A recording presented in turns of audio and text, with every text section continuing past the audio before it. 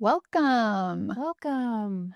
Housewives of True Crime. And today I have a very, very special guest with me that I've known for a couple years. Her name is Melissa, and most of you probably know her because we share a lot of the same audience.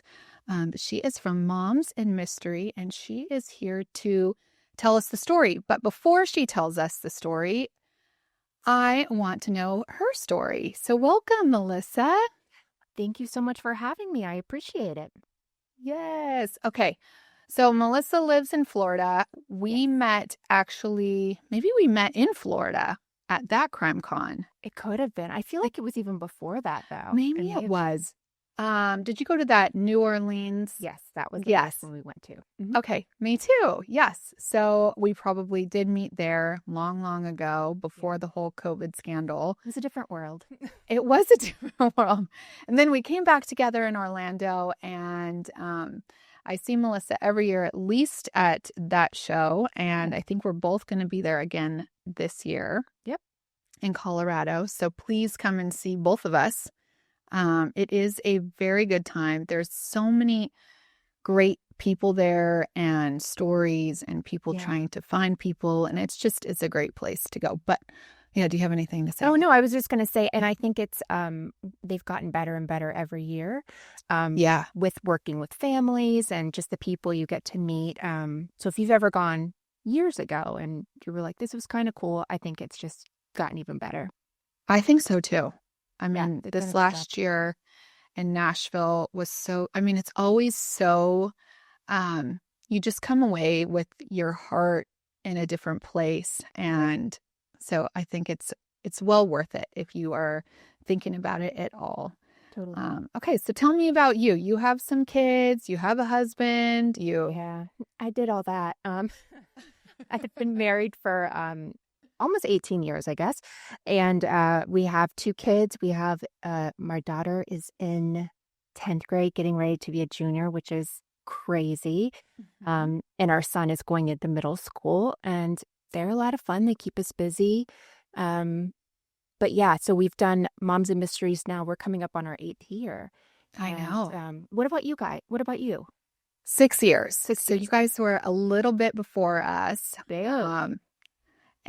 But a good time to get in the true crime space. That was So the best time to get in. Any yeah, time I see news shows now, I'm like, I don't know how anyone can do it now. It's I just know. so flooded. Unless you're a celebrity right now, I mean, if you can do it, more power to you. It just seems Totally. like that's the space is taken up quite a bit with that.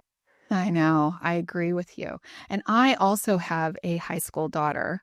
Yeah. So I feel you on the going into 11th grade. Yeah. Every single minute that I have with her, I cherish because I just think about college on the other end. Right. And then I also have one boy in middle school and one about to go into middle school. So we kind of Oh. share in the whole the fact that You are quite busy. Oh my gosh. I'm quite busy. That is a lot. Yeah. We're doing like a last minute quick family cruise this week. Because I think I just got like very overwhelmed with my daughter getting older, and I'm like, we only have 2 summers Yeah. left and we have to YOLO and all this stuff. And my brain settled down the next day, but by that time I'd already booked the You already tickets. booked it. So yeah, Yes. I was like, it's now or never. I'll change my mind tomorrow. So yeah, so we're trying to enjoy all that time while she's. Yeah. Where are you going? We're going to just Cozumel, so we'll leave out of Tampa and go to Cozumel, and yeah, it'll be nice. Yeah. And It's easy. what are you on, like a Royal Caribbean? Yeah, Royal Yeah. Caribbean. My son has a lot of food allergies, and they're so good with Yeah. that. So that like takes that stress off. So Yeah. it's perfect. Yeah. Yeah. One of my sons and my daughter is celiac. So I know Okay. all about those food allergies. And we had the best time. We went on a Royal Caribbean cruise over the holidays, and it was so great. It was great for Yeah. everybody in the family. So I always, And how hard is that? Like you can't make everyone happy. You can no. barely make two people happy at the same time. So if you got everyone happy, Yeah. should have just said, we're going to stay on here a few more days. I know. I totally would have, actually. Yeah. We didn't have to go back to, my daughter was in basketball, and she actually got benched because we went on a cruise for a couple days. I'm like, we really like squeezed it in on like a 4-day, maybe it was even a 3-day cruise. You Yeah. know, it's like that's all we got. But Yeah. you know, I'm with you. So that's going to be so fun. So have a Yeah. great time. Thank you. I appreciate it. Yeah, and you are going to tell me a pretty interesting story. So I cannot wait to hear. Should we get Yes. into it? Yeah, absolutely. All right. So, Tabitha, were you a fan of Wife Swap, the show Wife Swap? It's Okay. a big deal. It was a big deal. And the funny thing, when you asked me if I had done that case or I wanted you to do it, I was like, it I did like that show a lot. Right. And then my girlfriend the other day, she was like, we should do wife swap with our husbands and see like Oh, yeah, yeah. if our husbands could like manage each other. And I was like, I don't think that my husband would be up for that. Well, and as we get into this story, it's probably for the best not to. The episode that this family was on that we're talking about today was from season 4, episode 15. It's still on Hulu, which I was actually very surprised they still have this episode out there. As a huge fan of Wife Swap back in the day, do you remember King Curtis? No. Oh, the little boy, he says things like, chicken nuggets is my family. Yeah. Yes. Oh, yeah. She acts like she's the queen and we're the sorry people. I say these things all the time and no one knows what I'm talking about. Yes. I freaking love it. So if you're new to Wife Swap, if you never watched it, the idea is there's 2 families. They swap the moms. It's always the moms that swap and live a life as that family lives their normal week. And then you get to change the rules the next week. So it's always extremes, right? Like it's never like you and your friend, it probably would never get picked up because you're probably similar enough that it wouldn't be like totally different worlds. Yeah. Right? So on this episode, and specifically, they have the Stockdale family as well as the Tonkovic family. So the Stockdale family, they are the, let's see, like music, very musical. They're playing banjo, so bluegrass. Okay. I mean, not fun. I wouldn't say fun when I saw them. Okay.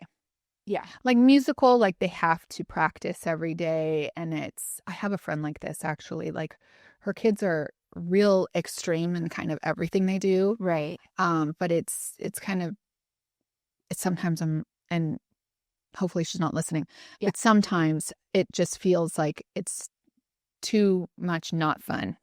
Well, I would say maybe send her this, but maybe not.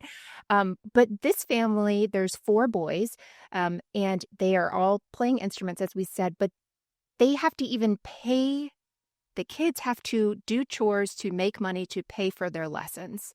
To get lessons. Yeah, that kind of strange. Okay. Yeah, your friend's probably looking pretty good right now. Yeah.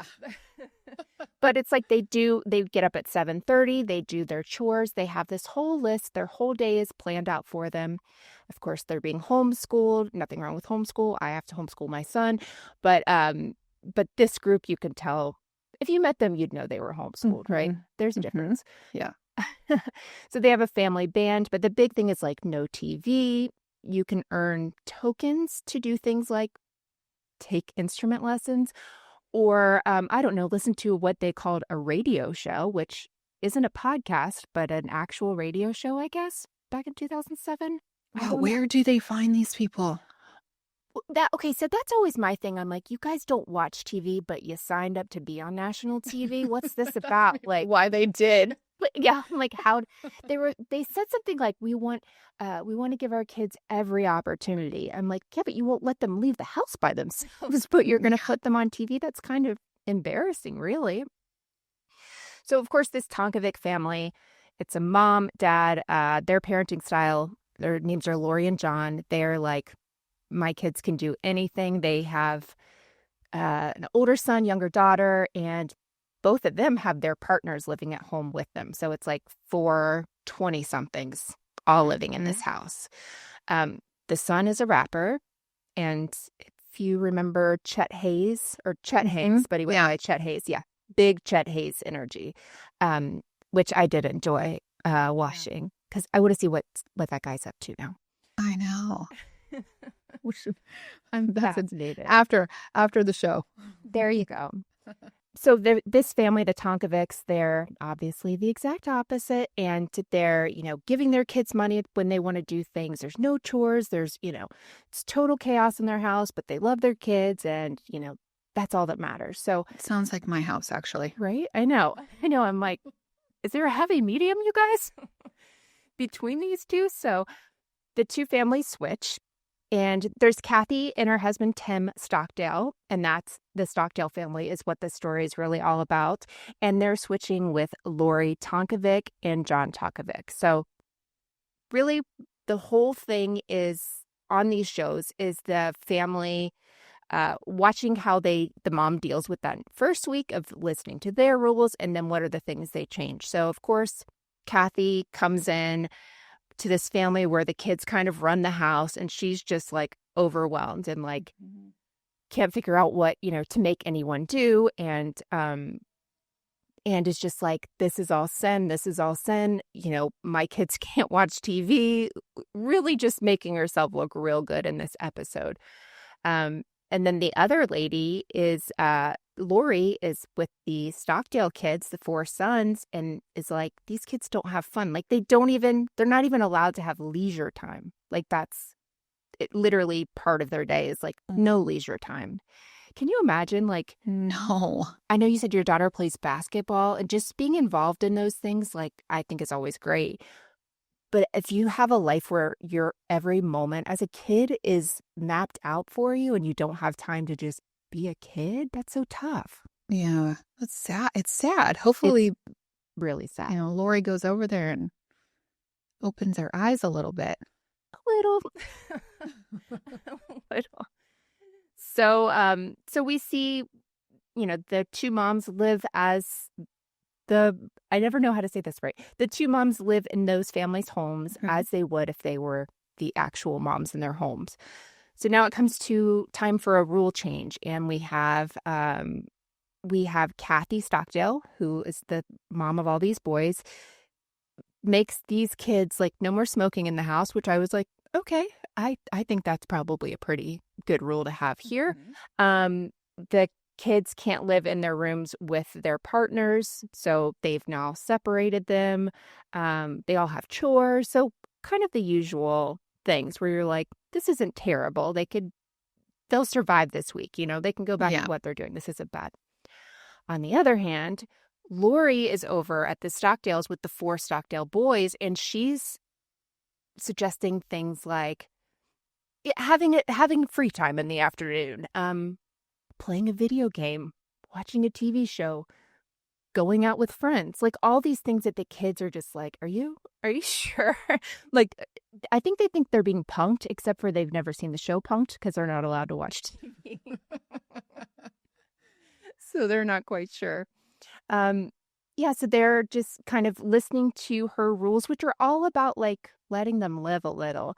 And you can tell they're all kind of scared about this. They're nervous in the sense that they don't want to disappoint their parents. And one of the younger boys, Jacob, he is like crying over this. Like he doesn't want to go against his parents and says things to Lori like, it's not that my parents want me to do this. I like to live this life. So I don't want to stop playing banjo today. I like playing banjo, for 4 hours or whatever. I like working on the farm. All these things where you're like, oh, wow, this kid's been kind of brainwashed. He has no idea how to have fun, which is so sad. So sad. Isn't it? I can't even imagine. So, they come time to change the rules. The 2 older boys, the Stockdale boys, are planning to ask a girl out on a date, which the dad almost loses his mind and is okay. Yeah, that's what I was going to ask. So the dad at this point, what is he thinking? Is he like okay with Lori's rules, or is he like losing his mind too? He is losing his mind, but in a more controlled way than sometimes we see people on these shows where they're like throwing stuff, running out of the house. And, you get like the black screen that says this person decided they would not be filming anymore. Yeah.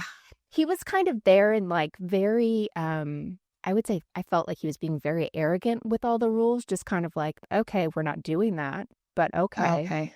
one of those kind of things. And so do you think that one kid was kind of taking off from his dad's like Absolutely. demeanor, right? He's Yeah, just he's a pleaser instead of absolutely. actually, thinking like, hey, maybe for a week it's not such a bad thing to Yeah. behave a little. And then as you see, like, as this week goes on and the younger boys especially playing, like, video games, which, by the way, they looked exactly like every kid playing a video game, which is just like, "Uh-huh, yeah, uh-huh," like, watching, the screen, you're like, "Oh, you're already there." It doesn't take long. So they're doing that, and after, they're like, "Yeah, I kind of enjoyed it," but you can tell there's, like, a worry there about saying, like, "I wouldn't mind doing this if it's not too bad." And you're like, I don't know. It's just so sad to see kids having fun and then knowing it's going to be taken away. Like, Yeah. there's no balance in this home whatsoever.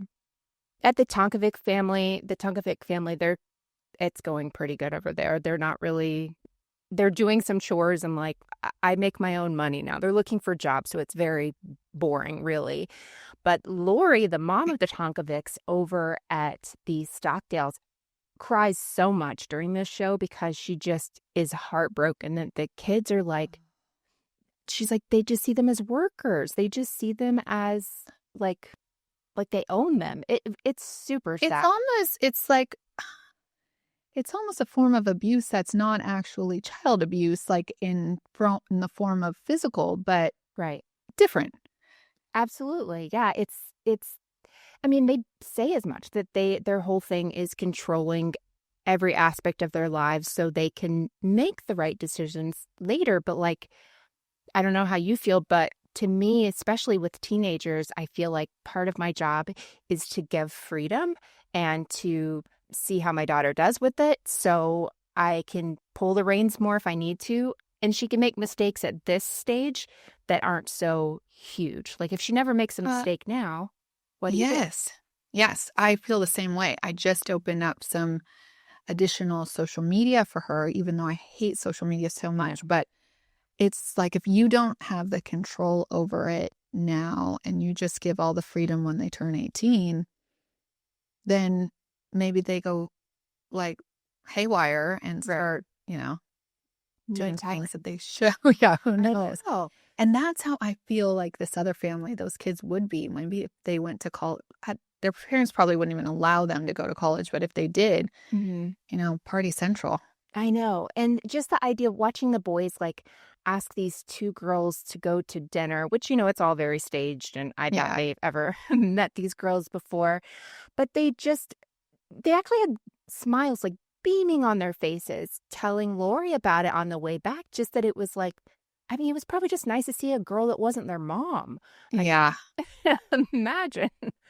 So they were just like, you know, over the moon about it, but knowing that they're going to go home to their dad, who's going to be like, well, we're not going to do that anymore. So I'm glad you had Uh, fun, but that's it. And that's the thing with this show. I don't know, I wonder how many more stories come out of this where people, I don't know, where it just went too far. Obviously not murders, but there has to be more. Like this show could break people for sure. yeah. So we're finishing up both weeks at the two homes. Lori and John Tonkovic are meeting with Kathy and Tim. And that's always like an interesting when the parents meet, together to talk about their weeks that they've had with the families. And it can go well, but I feel like it never does. Yeah. Um, And let me ask you with yeah, Kathy sure. over there at the, Freedom House, Right. um, did anything open up her eyes to like, hey, maybe I shouldn't be so hard on my family? I mean, not really. No. She kind of thought she mostly thought what she did to help them was what was right. Like she gave them more structure. I don't think she took anything in, which is why this like meeting they had was really explosive. With Lori Tonkovic saying to Kathy, I liked your husband, I liked your kids. You're terrible. You're just a terrible person. And yeah, like was very honest and just wanted to leave, just thought that the way she talked about Lori's kids, the way Kathy talked about Lori's kids and family and their rules was just, unnecessary. Mm-hmm. And I really felt like in the show, Lori was like encouraging the kids. Like, I don't know. There's times when you watch the show and like people don't connect. And I felt like she really connected with the kids. And I think that's like an important part of that whole experiment or whatever. Mm-hmm. Yeah. So It really is an experiment also. it It's like a is. social experiment. It is a social experiment. I can't think of any other shows right now that are doing anything like Wife Swap. They had celebrity ones for a while. Those were good. Oh gosh, I'm trying to remember. Oh, Kate Gosselin swapped with, oh my gosh, she was married to Hugh Hefner, or one of the girlfriends of Hugh Hefner, Kendra Wilkins. Oh, no way. Yeah, that one's worth going back to. I am actually going to go watch that. So Kendra lived near me when I lived in LA. Oh. And her kid and my kid went to the same elementary school. For a bit. Yeah. I've always really liked her, but it was funny just from watching John and Kate plus 8 and stuff, and watching Kendra of all people live that life. She's a free spirit. Me too. I don't remember the table at the end, like them being together, because I imagine it was just, edited from TV. Yeah. Or like too much. We couldn't do this. But that's a good one to watch. Mm-hmm.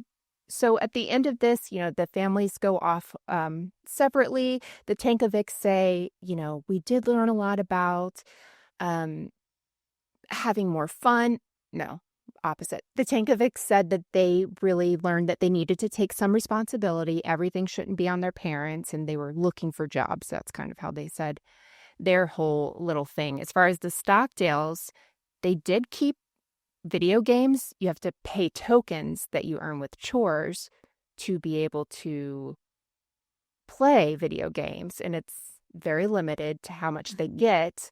But so it was like that was all they really gave. They're like, have you guys gone out on any other dates? They're like, no. No. And these kids are old enough to go on dates. Yeah, like yes, the older ones I want to say are like 17, 15, 13 and 11. I mean, they're not babies at all.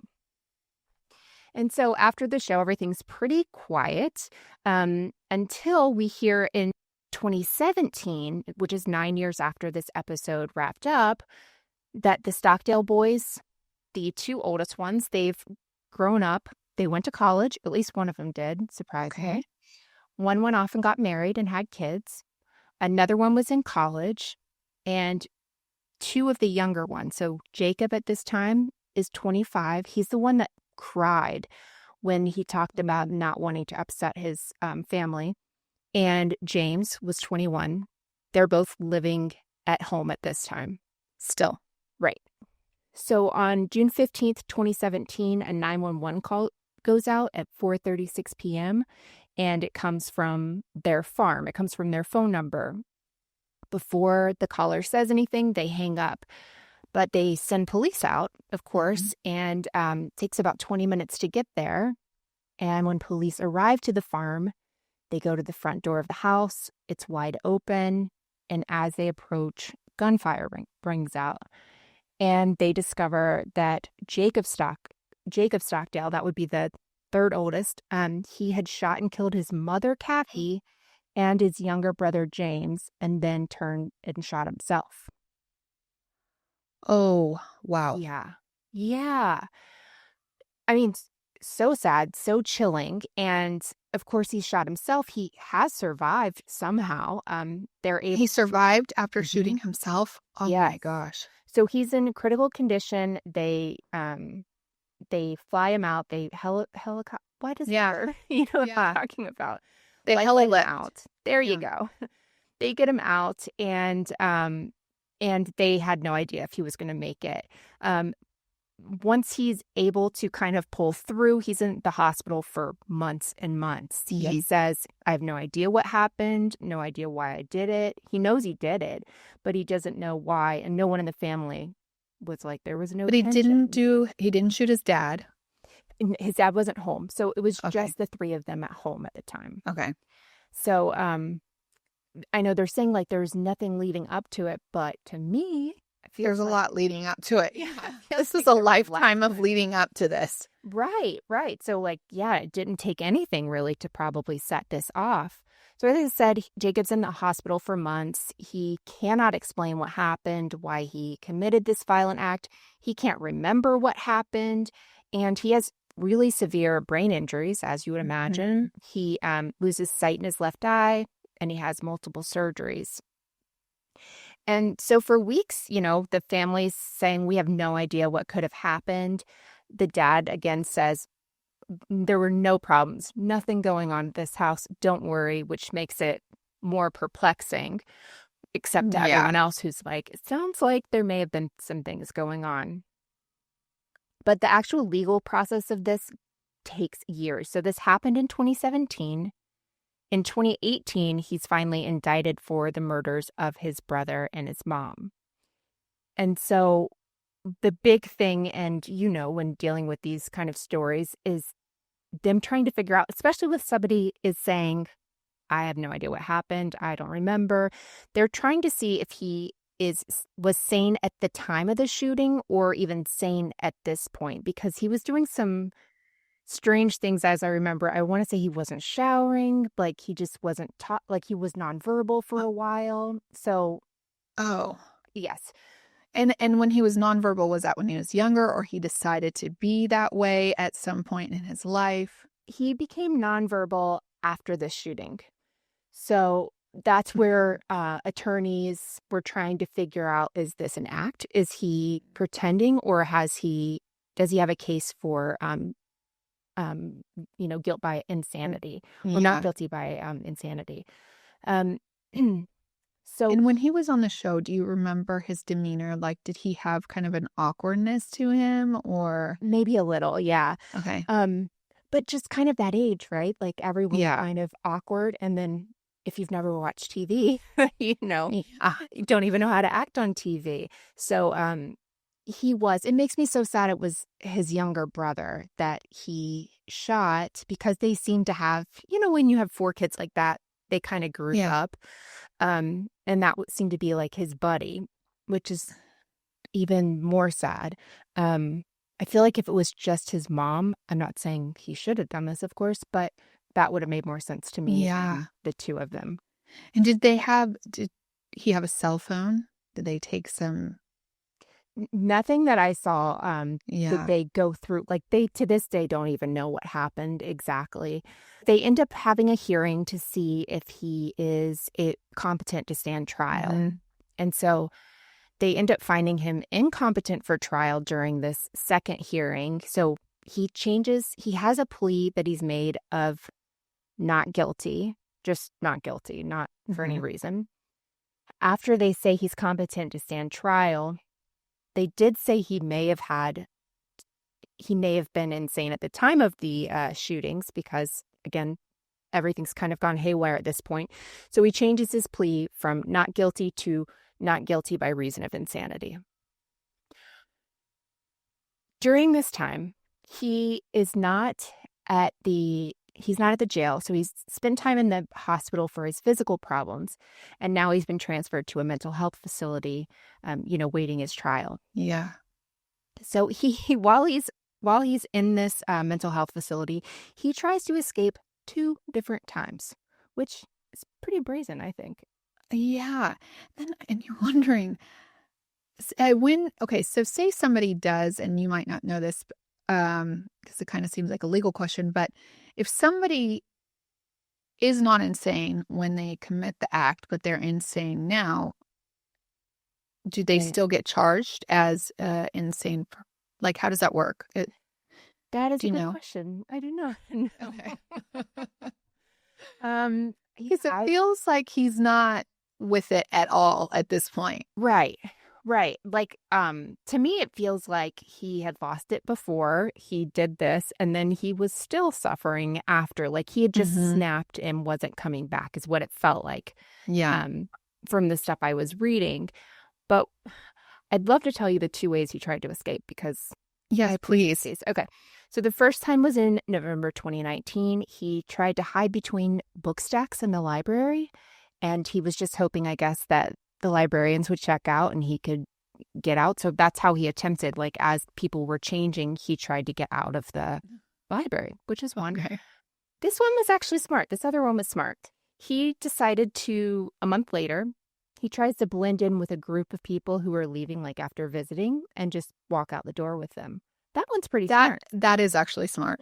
Very smart, because, and if you're in that group, well, maybe I would at that kind of a place, but I wouldn't be like, you're not with us. I would be too uncomfortable. I'd be like at Six Flags or something, you could see it happening, or at a concert, when there people are trying to sneak in. Yeah. But at a prison, you're like, this guy in the orange suit. It's even. Oh yeah, that's right.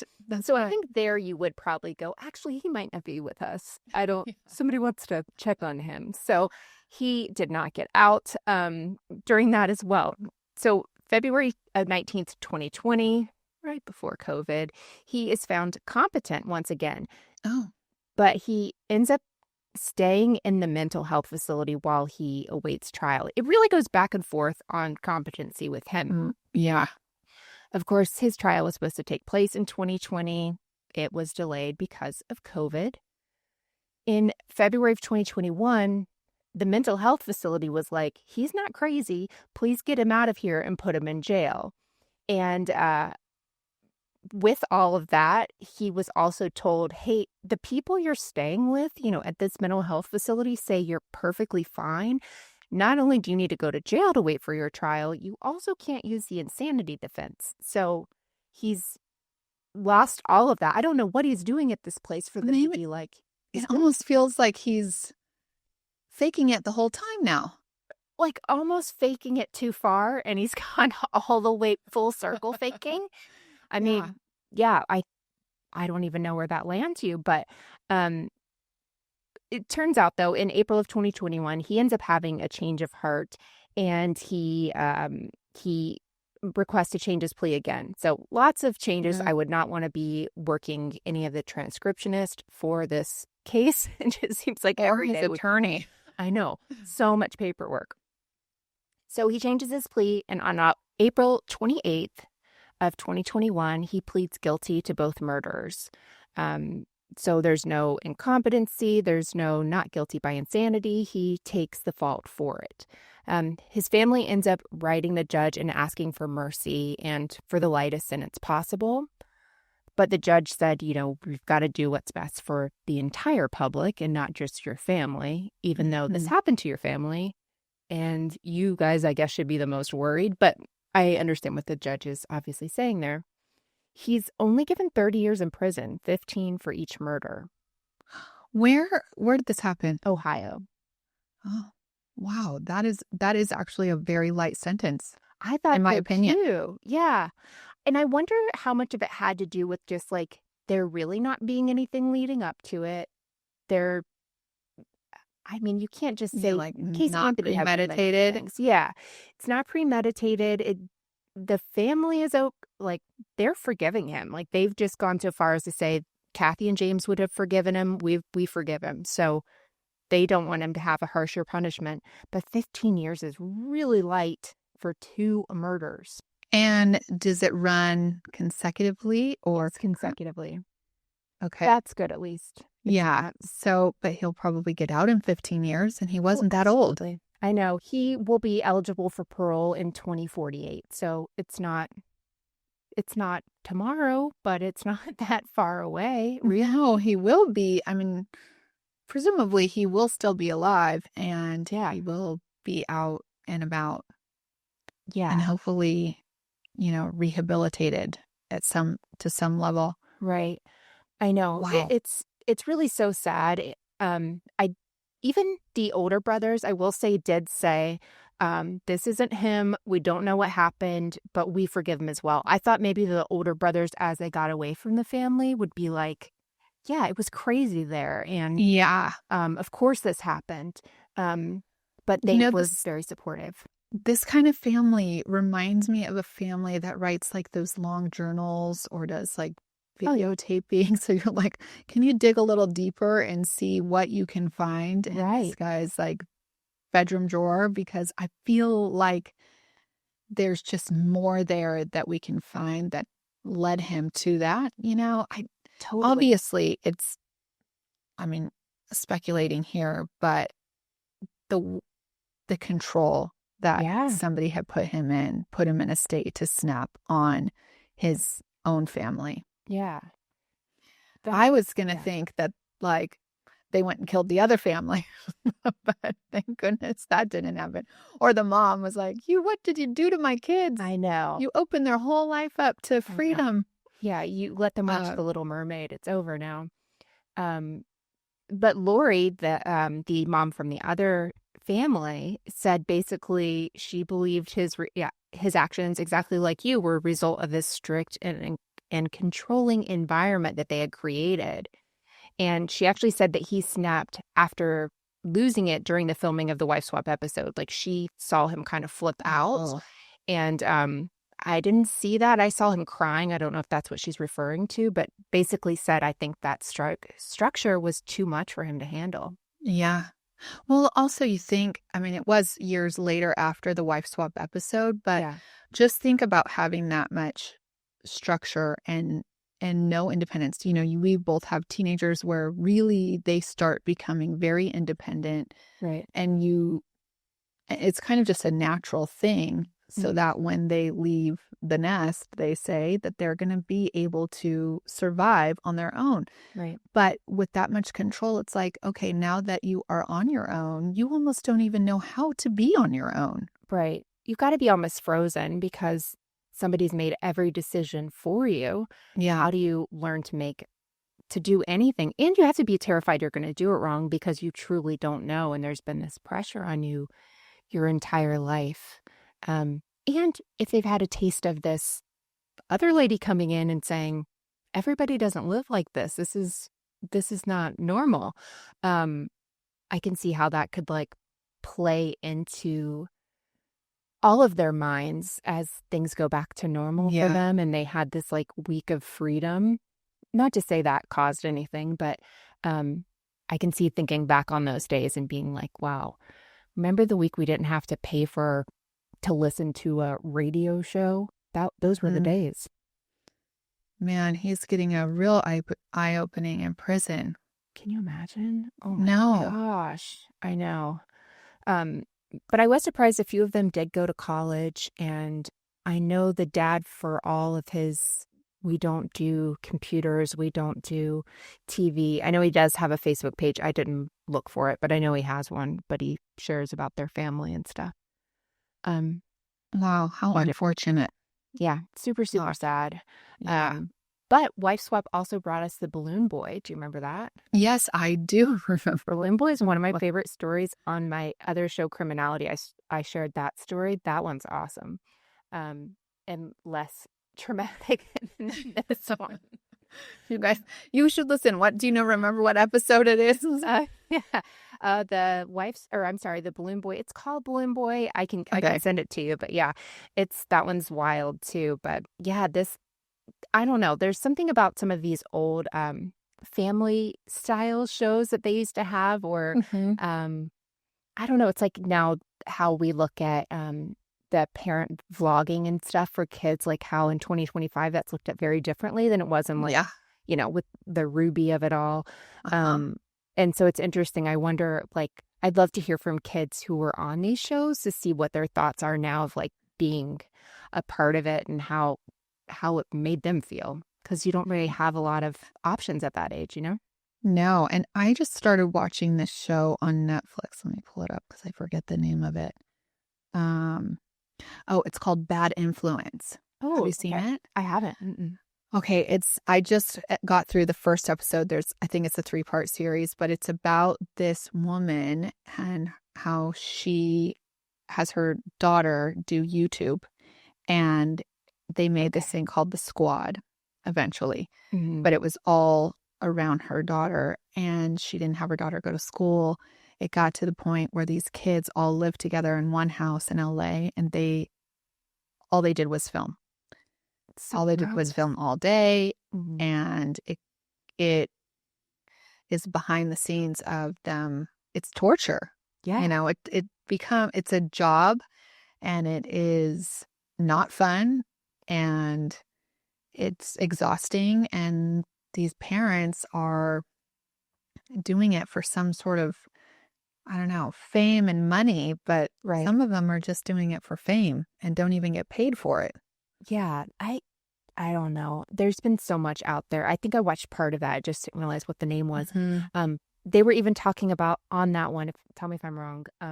There was some guy who pretended to be her. The brother? Yes. Oh my gosh, and he was sleeping with the mom? Yes. Yes. What on earth is wrong with you if you've gotten yourself into one of these positions where they're like playing sibling? Like, that's so They're disgusting. playing siblings, and the boy is much younger than the mom. Right. It's wacky. But Yeah. actually, my daughter, I had her, but she actually watched it on her own, which I kind of was thankful that she watched it, because she the other day was like, "Hey, Mom, I saw this influencer at the mall." And then she shows me this influencer who is also 14 years old. And she has 1 million followers, and she's got way too much makeup on, and she has little to no clothing on. And I'm telling my daughter, like, this, you know who her 1 million followers are, right? Oh, yeah. This is not her friends. This is disgusting men that are looking at her, and this is not going to end well. And I hope it ends well, but you know what I mean? Like, Right.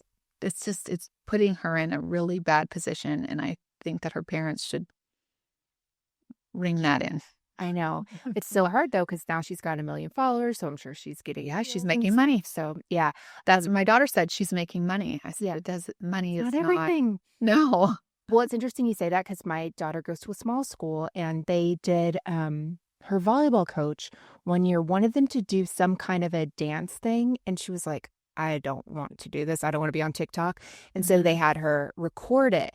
And it was something, but it ends up with like a butt shake at the end. It's not like vulgar or anything like that.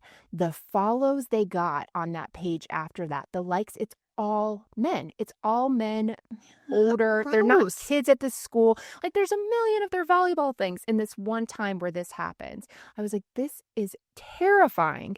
And I was like, good for you for saying you wouldn't do it, because I don't know, she's a mini me in that sense, that she's just like, don't care. No, thanks. Yeah. Yeah. So, yeah, I don't know. I'm glad your daughter watched it on her own, because we're at the point with our kids at these ages where you can like suggest it, but it doesn't matter. I think that if I suggested it, she would have said no. Right? Like a hard no. Like, absolutely not. I would never see that. Yeah. So I try to suggest things to my daughter, or I'm like, oh, somebody told me about this show and I don't think it's that good. And then next thing I know, she's watched it. And I'm like, Yeah. I'm not above manipulation. No, I like that. I like that. Oh, man. Well, thank you so much for that story and coming on. Tell everybody where they can find you. Absolutely. You have 2 podcasts. Yes. So Moms and Mysteries, we have new episodes every Tuesday. We're doing kind of bonus fun episodes on Thursdays now as well.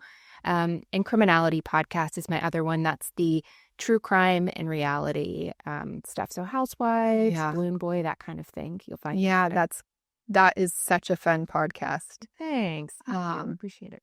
Yes, and I will see you all the way in the Colorado. Yes, I'm very excited. Yeah, in September. All right. Well, thank you for coming again, and thank you all for listening. Yeah, thanks for having me.